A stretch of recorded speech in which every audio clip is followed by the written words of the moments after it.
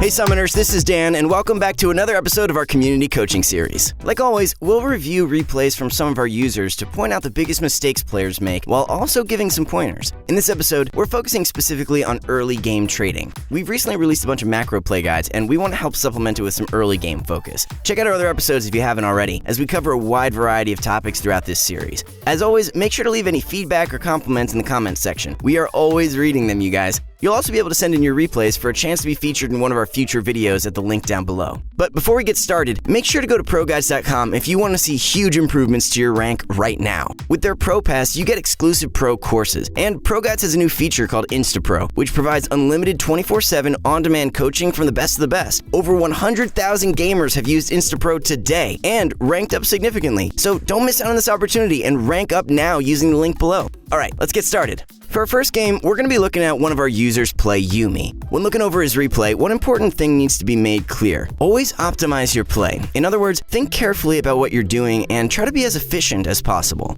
From level 1 Invade, the enemy Lux starts Q and ends up forcing Sejuani to flash. In spite of a poor outcome, there's still something good that came out of it. Lux started Q, so this means that there's opportunity for Yuumi to try to punish this. Without her E, Lux won't be able to push the wave, and it's harder for her to land poke. It's not too difficult for Yuumi to dodge out of a Lux Q, so there's a lot of outplay potential there. Another thing to point out is that if you're playing any other support, you can help prevent an invade like this by watching or warding your jungle entrances. When walking to lane, the first thing to point out is that Yuumi is attached to Kai'Sa. As an opener, it's completely acceptable since you'll want to aim your Q and try to begin poking your enemies.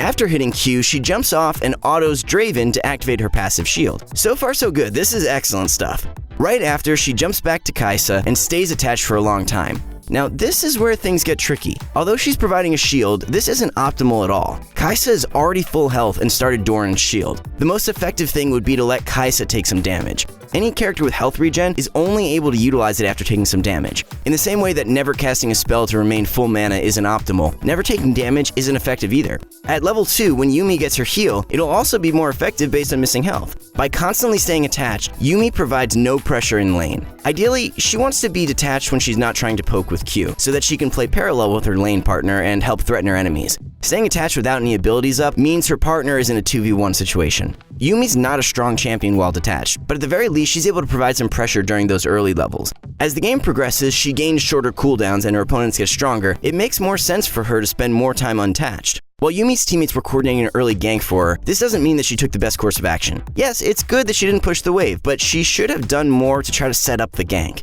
When you know that your teammates are going to gank for you, you want to try to trade as much as you can, while staying healthy enough to support them when they arrive. For example, trading down to 50 or 100 health is definitely pushing too far, while trading auto for auto with your opponent is safe and helpful. Trading 100 or 200 damage before this gank may or may not have changed the outcome, but it certainly would have helped in any situation. Following this gank, Yuumi and Kai'Sa are able to crash the wave and eventually take a plate off of it. Moving forward, Yuumi gets bound and takes a ton of damage. It's not rocket science and anyone can realize that this is a mistake. What we want to point out here, however, is understanding win conditions in a lane matchup. There's no reason for Yuumi to be walking forward so aggressively to try an auto. Before even starting this game, Yuumi should have assessed the matchup and understood what circumstances or actions are favorable for her. Some of these would include taking short trades or poking for free, using W to dodge a Lux Q or E, trade mana, Yuumi's Q for Lux's W, and then use Yuumi's passive auto attack to gain some mana back. In order to auto attack for mana, there needs to be some condition met. Mispositioned enemy, Lux Snare is on cooldown, or being ready to W immediately to disengage. The point here is that Yuumi didn't misplay because she got bound. Her mistake was that she attempted to auto attack in this situation. While this is a specific matchup, you can apply this thought process in every game you play. Regardless of what champions you and your opponents are playing, you can determine favorable situations and understand what conditions need to be met in order to act on them. Doing this consistently is what ultimately separates good from great players.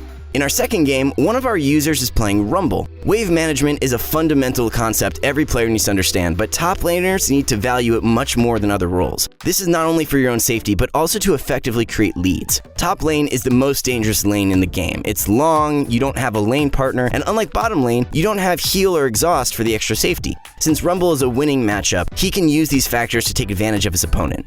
Rumble is versus a Shen this game. He's a natural bully to champions who can't poke or win all-ins versus him, so a tank like Shen is no problem. The lane starts off well, when Shen uses his Q ineffectively. Rumble is able to land 2 Qs, chunking out Shen. At this point, Rumble has established lane priority and has control over wave. One thing to consider about your champion is how much they'll push the lane while trading. In Rumble's case, his Q is AoE, and the minions will also take damage. In other words, trading favorably also pushes the wave. Depending on the situation, pushing the wave puts you at a risk of getting ganked. What Rumble wants to do is either deal enough damage that Shen can't help his jungler if they gank, or slow push and create a big wave for pressure. In this game, Rumble's best option is to slow push his wave in the early game. This has nothing to do with him actually. Instead, we have to look at the other side of the map to recognize this. Rumble's jungler is starting in the bottom side of the map, meaning she'll have to path upwards. In the case that Rumble allows Shen to push the lane in, this will cause Rumble's wave to slow push. Whoa, wait a second, but didn't we just say that we wanted our wave to slow push? The caveat here is timing. Junglers need time to clear through the jungle. While farming either bot or top side of the jungle, Kindred will simultaneously have gank pressure on that same side of the map. When Kindred is top side, it's ideal for the wave to be pushing into Rumble's turret.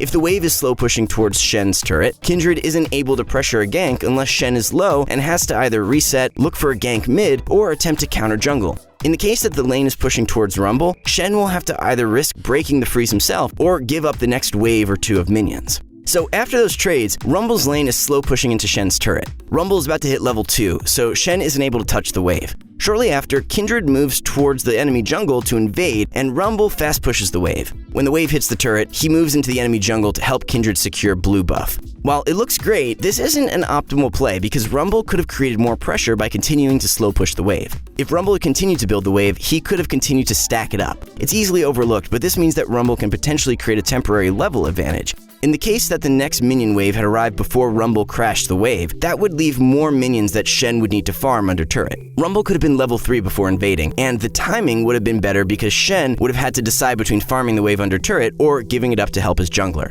In this game, Sejuani took the time to clear her whole bottom side, so Shen didn't intend to leave lane in any case. After returning from the jungle, Rumble loses a trade because Shen hits level 3 first. Based on the fact that Rumble took more damage, most people would say that this is a bad trade for Rumble. High elo players would tell you the opposite. Here's why. Remember what we first mentioned in regards to this game? Wave management. After pushing a wave into the enemy turret, this will almost always create a slow pushing wave towards your own turret. Kindred is topside, meaning she has a window to look for top ganks without losing anything. Any damage Rumble can trade onto Shen is good, regardless of if he loses the trades.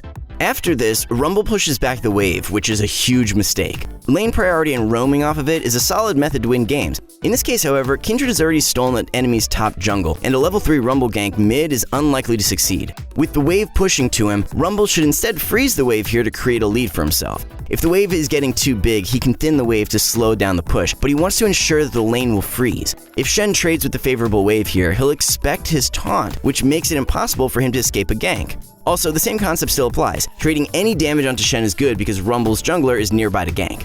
Players frequently get frustrated that their junglers don't gank their lanes. Otherwise, they may say it's up to the jungler to look for gank opportunities. Successful ganks always begin with laners, however. They need to take into account their jungler's pathing, and also play their lane properly to create gank opportunities. At the end of the day, Rumble and Shen continue to trade damage. This eventually results in Kindred finding a free kill top, but only because of mistakes by Shen. With strong minion wave management, Rumble could have created a lead whether or not Shen made mistakes. Let's throw it back down to the bot lane.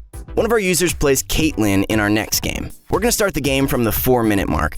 Here, Kayn ganks CAITLYN, basically does nothing, and Quinn trades flashes with her. Let's work backwards to figure out how this happened. Take note of how we said Kayn did nothing. We didn't mention it just for fun. Alright, let's roll from the initial jungle spawn. When assessing how to play lane, CAITLYN should already understand that she's in no danger of jungle ganks. Quinn, Sona, and Kayn are a very low-threat trio. Junglers with weak gank potential, such as pre-transformation Kayn or Master Yi, are only able to find ganks when the enemy laners are low. They lack tools to properly execute ganks under normal circumstances, so they play cleanup crew exclusively against opponents who are playing lane poorly. All CAITLYN needs to do in order to not die to ganks before level 6 is to not lose trades. A big proponent of trades is wave management. CAITLYN takes too much time leashing for Master Yi, even taking the time to start up Gromp for him. This causes her to arrive later to lane and makes it harder to establish lane control. Although she and Lux find a great trade early on, CAITLYN makes a vital mistake when she stops autoing the wave. Quinn is able to auto the wave several times, while CAITLYN does nothing in response. This allows Quinn to hit level 2 first, and she executes a great trade.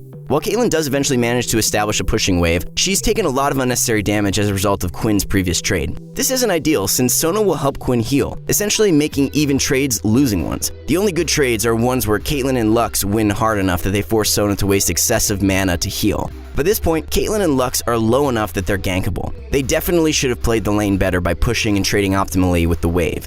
However, since they're in this situation, it's similar to what we talked about in the previous game with Rumble. Even if trades aren't favorable to them, Quinn and Sona should trade any damage they can so that their jungler has an easier time ganking. Here we are now, back where we started. From here, CAITLYN and Lux farm under turret, push a wave out, and then reset. After returning to the lane, things appear to be going really well. She gets repeat ganked, however, and dies this time. It's easy to tell from watching this that the only reason CAITLYN died is because she was walking forward too far up to trade. Without her flash, she should play with the wave and try to go for poke with Q or when Quinn is trying to farm, while avoiding risky trades like this. With all that said, let's recap. One thing to take from all these games is trading before jungle ganks. When you know your jungler is coming, make sure to trade some damage as long as it won't get you too low. This makes the ganks so much easier to pull off. Another important factor for setting up jungle ganks is wave management. Think about how you'll manage your wave early based on where your jungler starts. You need to think about where they're headed and when they'll be there. Play accordingly. Something as simple as pushing a lane can be a deciding factor. Minion wave advantages lead to trade advantages, which in turn creates favorable situations for you. Don't underestimate the power of the minion wave. That concludes this episode of our community coaching. Thanks for watching, and again, you can check out our YouTube channel or ProGuides.com for more content just like this. On ProGuides.com, we've partnered with pro players to create courses designed to take your game to the next level, so don't miss out. Good luck out there on the Rift, and we'll see you all next time.